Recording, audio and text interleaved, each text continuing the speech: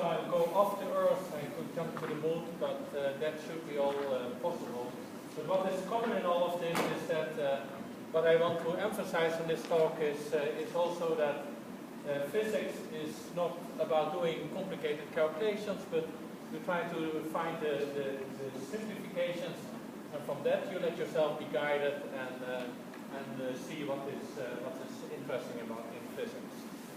And in this case, it is applied to a field that is way beyond the energies which are considered by most of us. So I will be talking about cosmic rays, and so we'll first give a short introduction to that. My time is till 10:55. I will try to be finished before that time. Cosmic ray physics. What I've shown here is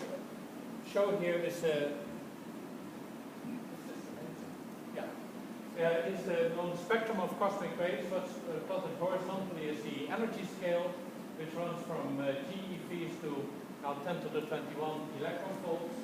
So that is something that goes over 12 orders of magnitude in energy.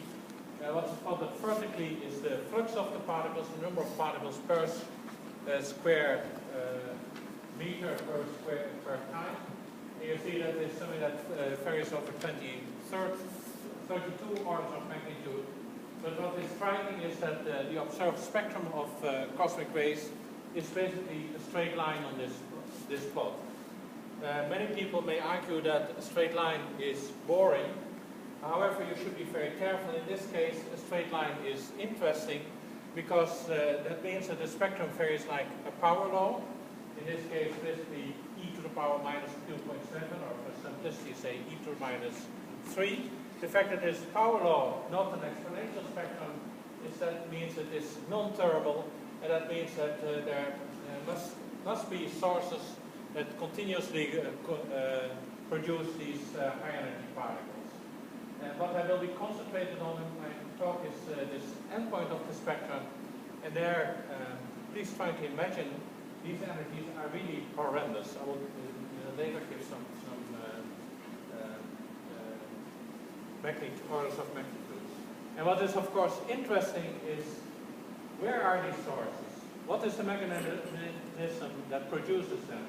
Does this spectrum continue ad infinitum to the Planck mass, or is there an endpoint? So these are the interesting things which we want to address about this talk, about this spectrum. And what I will do in this talk, I present the physics case for looking at the ultra-high energy cosmic rays. And that means energies that are in this vicinity, not cosmic rays, but look at them in terms of neutrinos. As I told you, the interesting part for looking at this is to look for what are the sources. Now this is a picture from a solar flare. So what you see is that now there's turbulent things going on in the sun, and that may even produce particles of the order of 10 GeV. This is mainly the low energy peak which I saw. And the fact that these particles can be emitted is just a combination of large magnetic fields and whatever is going on. In order to go to the highest energies, you have to go physics that is well beyond this. And one possible candidate for producing these particles are active galactic nuclei, which correspond to supermassive black holes of the order of 10 to the 8 solar masses, really large. The physics of what's going on there is that in these objects, they rotate about their axis. There are large accretion disks which rotate, matter falls in, and due to a mechanism that's now more or less getting understood, the particles come out at the poles in enormous jets. Now the fact that these particles come out at the poles is related to the fact that in this rotating object, it has a large magnetic field. The magnetic fields basically twirl around the poles. It gives circles, magnetic fields that are circular, and that this corresponds to induced currents which pull the particles out. Now with these large masses, you can calculate the energies which you could arrive at are of the order of indeed this 10 to the 20 electron volt. if you look at energy conservation, it matches up. So here the natural thing would be to say that now look at the sky, look at the sources of these 10 to the 20 electron volt protons to find them. There are, however, some problems with such an approach, and that is that cosmic space is not empty. It is full of the cosmic microwave background, which are photons of the order of a few keV. If you have a proton of an energy of now close to 10 to the 20 electron volt, such a proton has a Lorentz gamma factor, which is of the order of 10 to the 10 or 10 to the 11, and that means that in the frame of the proton, these mini electron volt photons look like MEV, mega electron volt photons, and in fact what can happen is that the delta resonance is being excited, and for that you need this threshold, and that means it can give rise to pion production. And this is a very efficient way for these high energy protons to lose energy. And that means that if the energy of the proton is high enough, space is getting opaque. For these protons, they lose their energy and don't get too far. Not too far is still a distance much more, still a large distance. Now, in this process, they produce high energy neutrinos. So one obvious way to look for these highest energy protons is to look for observing these neutrinos. There's also another reason for looking at these neutrinos, and that is that this process of this so-called GZK, right, and Satzbring and Goodwin, who were the first to discuss this, is based on a Lorentz transformation, a simple Lorentz transformation. So you can ask what happens if Lorentz invariance is violated at energies of at these tremendous energies. You should see that by a lack of neutrinos. So this is an additional reason for looking at these high energy neutrinos. So to summarize what I've said so far, the physics case for looking at ultra high energy neutrinos is that we are interested in this endpoint of the spectrum. What you see here is the same spectrum as I showed you in the beginning, only in this case it is scaled with an additional factor e to the third. It's not indicated here, that's why the slope is less. And I've concentrated here at the endpoint. Here, and as I said, these highest energies are interesting because these energies are really tremendous. And a particle, whether it's a proton, neutrino, it doesn't matter. Energy of 10 to the 19 electron volt corresponds to a macroscopic energy. It's like the kinetic energy of a particle of 50 grams, which is almost like a tennis ball moving at 100 kilometers per hour. So this is the energy, and then the quest is what, not on Earth, but in heavens, can produce these particles at these tremendous energies. The particles have been seen, so it is not a totally imaginary process. As I said also, the intergalactic transport converts protons to neutrinos, so in a way it's more efficient to look for neutrinos to find them. Now the challenging aspect with this is that the rate at which you expect them is very small.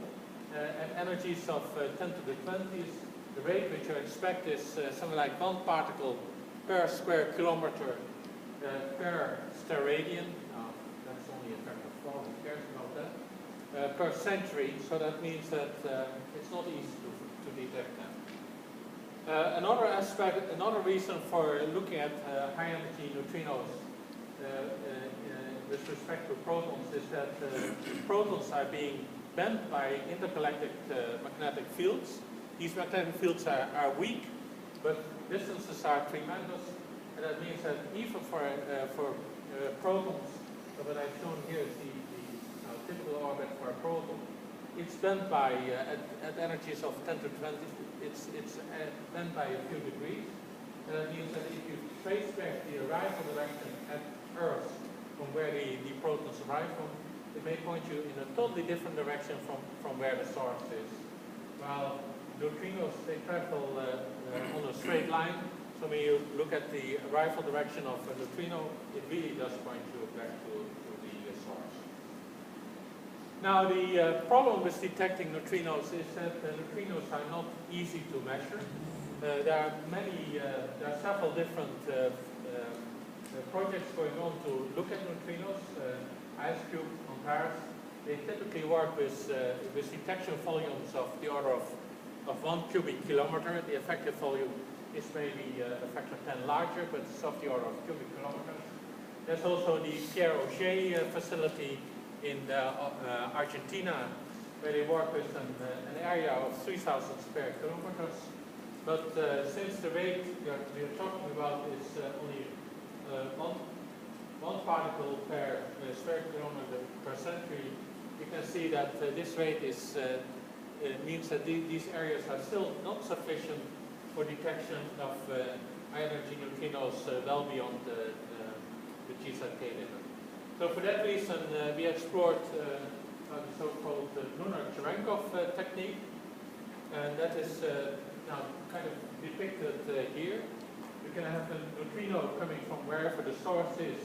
It impinges the moon, so the idea is to use the moon as a detector, which has an area of something like 10 to the 7 square kilometers, so that's much larger than what you could ever hope to be able to do here on Earth. In this detection volume, what happens when a high-energy particle impinges on a solid, it creates a shower cascade of particles. I'll come back to this again, because this is essential for understanding the rest. This emits Cherenkov radiation, which can be detected on Earth. And what is listed here is a series of radio detectors, big radio telescopes that have been used to detect these particles.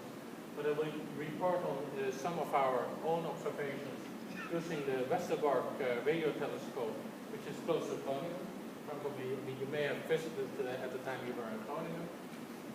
And this is kind of as a preparation for doing similar measurements with LOFAR, which is also a new radio telescope that's being built where the core of it is in the Netherlands. So what is essential in understanding this, and this is where the beautiful physics comes in, is what is the mechanism for generating this radio waves which we use to detect it. Now for that you have to understand the basic geometry of a particle shower in a dense material. So let's say you have a cosmic ray or a neutrino impinging on a dense material. It may be lunar rock, it may be anything else. Then what happens, you create a cascade of particles that almost all move forward because these velocities the energies are so tremendous that all velocities are basically c equal to the light velocity in the forward direction. However, these particles fly through a medium, a dense medium. So in this medium there are atoms, and the atoms of course have large number of electrons. In such a shower there are many electrons, positrons and photons created, and what these will do is will knock out electrons which are present in the medium, and that means that necessarily such a particle shower will have a net excess of electrons. So that means that for electromagnetic purposes you can envision such a particle shower as a cloud, and a cloud of typically 10 to the 6, 10 to the 7, maybe 10 to the 8 electrons moving with light velocity through the medium. So that means that Cherenkov radiation will be produced because their velocity is much larger than the velocity, than the propagation velocity of electromagnetic waves. Now the essence which we want to stress here is that what we are interested in is in coherent Cherenkov radiation, where the radiation of all these 10 to the 7 electrons add up coherently. Now for that, the sizes of the problem are important. This charge cloud typically has a diameter of about 10 centimeters flying through the medium. And that means that if you consider this at wavelengths which are of the order of 10 centimeters or longer, all these particles act coherently. So that means that the emitted radiation is coherent whenever you look at frequencies of the order of 2 gigahertz or less, meaning wavelengths of the order of 10 centimeters are larger. Now, at these frequencies, it is coherent, so that means you gain a lot in terms of strength. The signal becomes really strong, and which means that you can measure it here on Earth if something like that happens on the moon. But all the radiation is concentrated in a rather sharp Cherenkov shock front. Yeah? And this happens, this front is relatively sharp because at 3 gigahertz, the wavelength is of the order of 10 centimeters, which is much longer than the typical flight time of this charged cloud through the medium. So that means that the whole flight path adds coherent to the radiation, and the shower front is sharp. Now the new contribution which we added is to say that now let's not look at frequencies of the order of 3 gigahertz, but at frequencies which are about an order of magnitude smaller, 100 megahertz. At these frequencies, the wavelength of the emitted radiation is of the order of 3 meters, and that means that such a shower does not really act as a line source, but it acts as a point source, and that means radiation is being distributed more over wide angles. And this turns out to be a crucial new ingredient in studying these things. To see that this really adds in the detection probability, what I show here is first how the luminosity of the moon looks like at 3 gigahertz. So what you have to envision is a moon, and now cosmic rays or neutrinos can impinge, let's say, from the backside on the moon. Radiation is being emitted from these particles in a small Cherenkov cone. What you have to keep in mind is that the angle of the Cherenkov emission is equal to the angle of total internal reflection on the surface. So that means the radiation that is emitted, much of it is bent back, and the other part at the surface is being bent in the forward direction. So when you again envision the moon, and a particle neutrino ends it, impinges it on the rim of the moon, you might be able to see it, so it's light. But when the neutrino impinges it somewhere on the front surface, you will never see it because the radiation is not beamed to you; it's beamed somewhere else.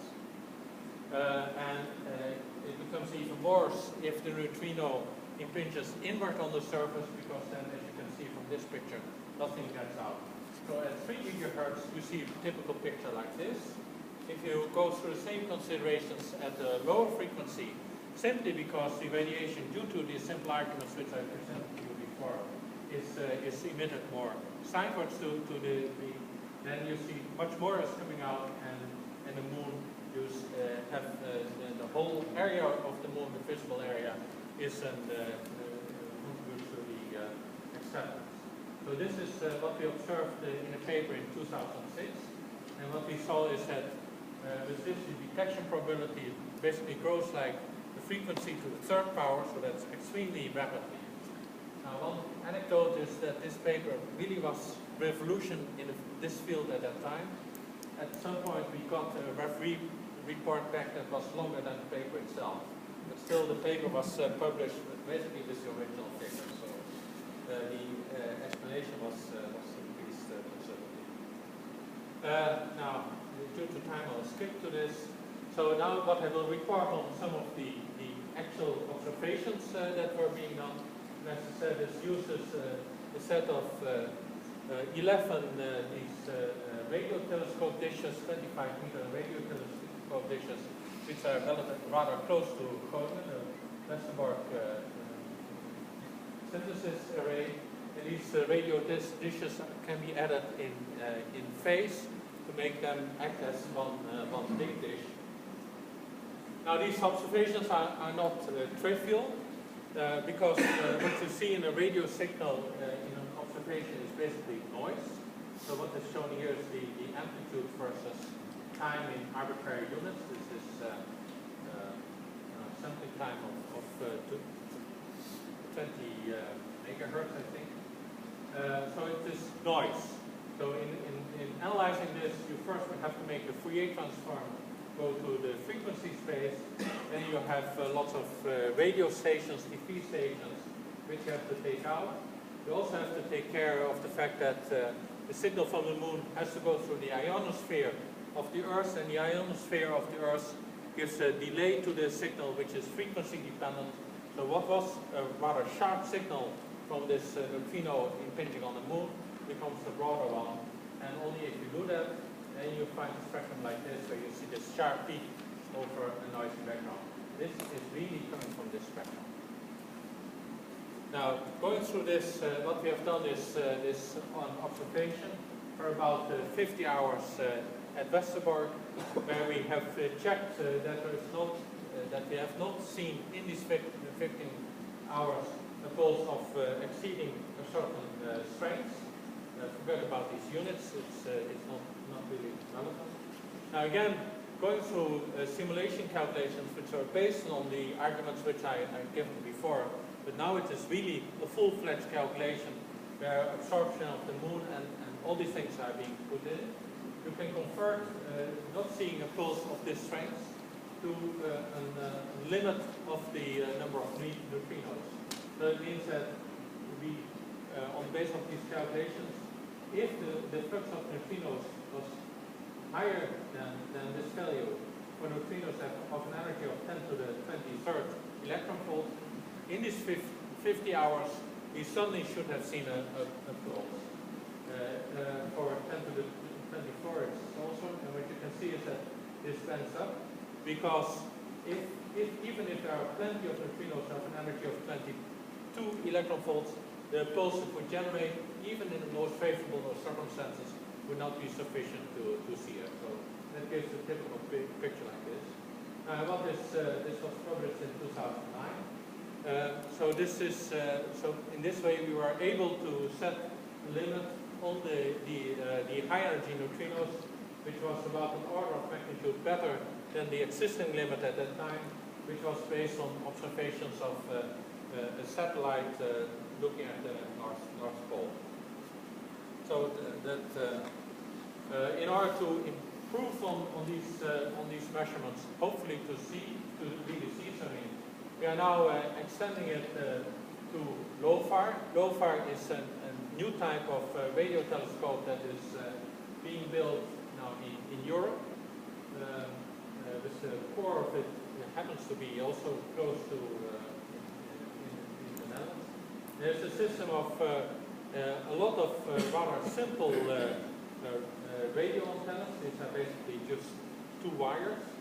And what is the new thing of this telescope is that many of these simple wires are being connected to basically form one big telescope.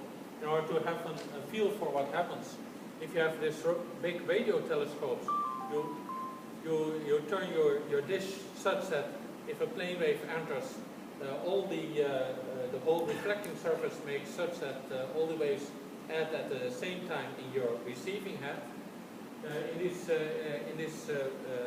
LOFAR telescope, it is simple radio wires that are distributed over the Earth. And what you do is now in software add the delay, phase delay to the different wires to make all signals again come coherently at the same time in your detection system, and in that way get a large pulse. It has the additional advantage. I have still 5 minutes. The additional advantage that with one telescope you can look at many directions at the same time. So here you see one of my collaborators sitting in basically the radio telescope at LOFAR. You see these are really simple things. It is nothing, just wires. The essential part of this telescope lies, however, underground, because it is an enormous amount of cables that are connecting all these telescopes. and you need the computer center to a big supercomputer in order to combine these signals and really make it a new powerful detector. Now let's skip this. So this is a new detector. We are still in the stage of working out how to deploying it. This was the limit which I showed you before. At Westerbork, we will be able to now increase at least an initial factor of 10 with LOFAR. LOFAR is kind of a precursor for a new SCAN, the square kilometer wave.